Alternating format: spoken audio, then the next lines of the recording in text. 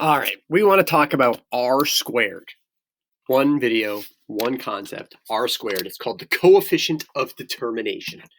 That's an awesome name. I know. I could hear you saying like, wow, what a cool name. The coefficient of determination.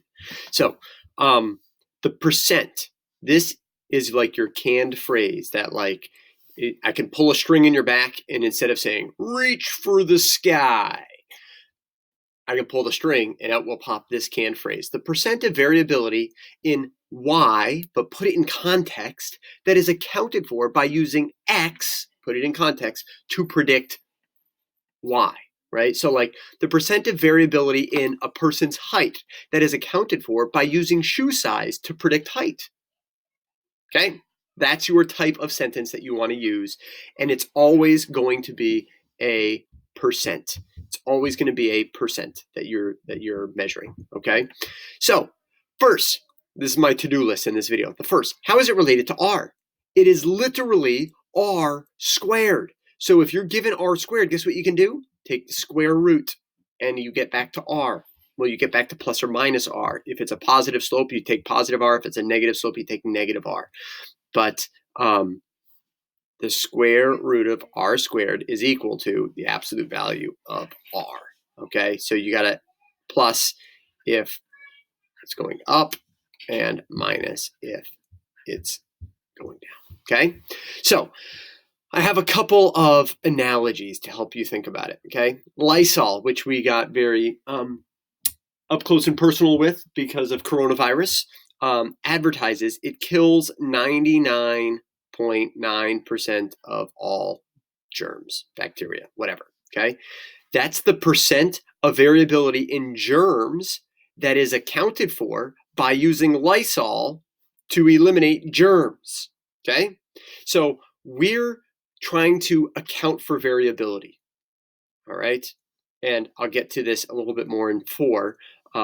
But there's a whole bunch of variability around Y bar, the mean, right? If I'm just guessing people's heights, not using their shoe size to predict height, then I would just guess the average height. And I'd have a lot of variability around it.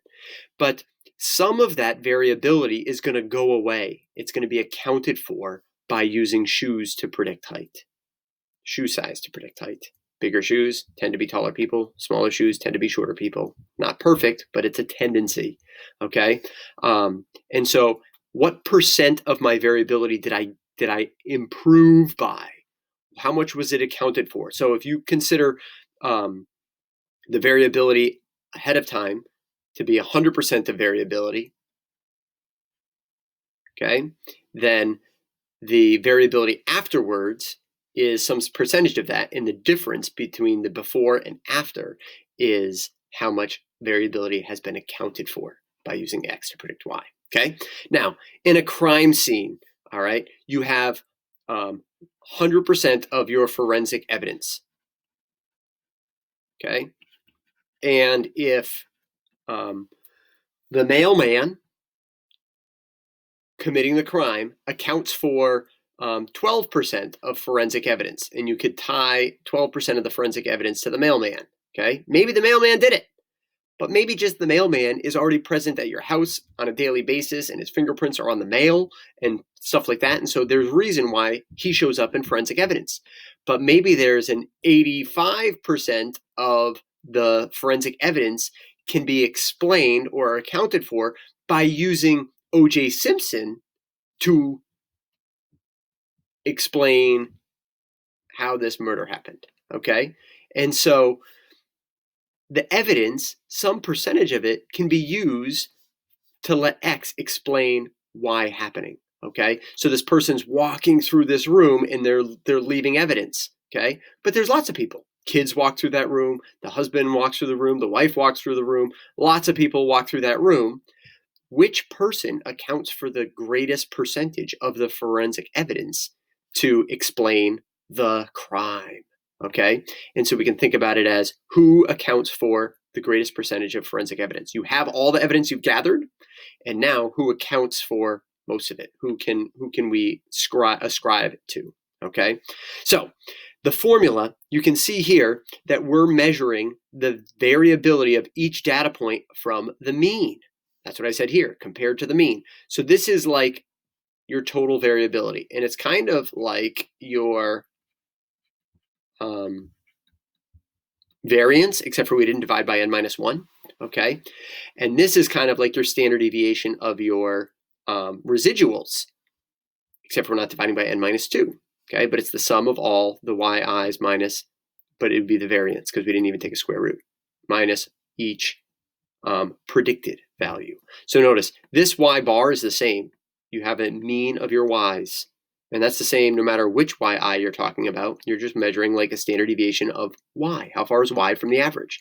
Here, how far is each y from its predicted y? Okay, so here there's an x comma y, and here I plug in the x and get out a predicted y. And we're measuring how far it is. So this is the variability around the line, okay?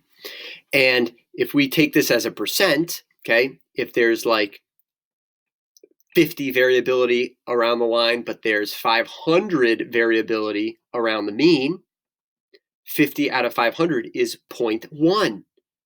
And so if we take 1 minus that 0.1, we would see that you're left with a 0.9.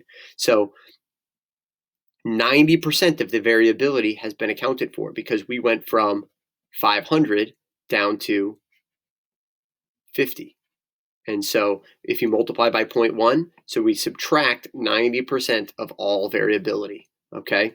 And that's what R squared is measured, the percent of variability that is accounted for, variability in y that is accounted for by using x to predict y, okay? And that is your understanding of R squared. Good luck. See you later.